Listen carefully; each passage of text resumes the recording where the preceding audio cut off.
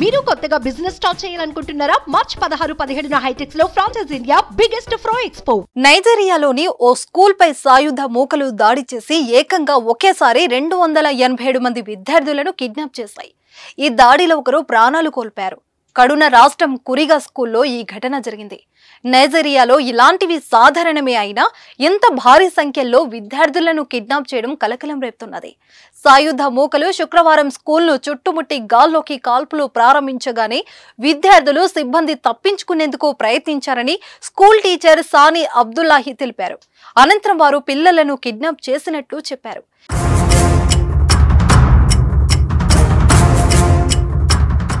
ఎంతమంది వారి చర్యలో ఉన్నది లెక్క తేలలేదని అన్నారు. కాగా విద్యార్థులంతా 8 నుంచి 15 ఏండ్ల వయసులోపు వారే కావడం గమనించాల్సిన విషయం. ఈ పిల్లల తల్లిదండ్రులు ఏం జరుగుతుందోనని విలవిలలాడుతున్నారు. ఇక్కడ పాఠశాలలపై దాడులు చేసి విద్యార్థులను కిడ్నాప్ చేయడం తరచుగా జరుగుతూ ఉంటుంది.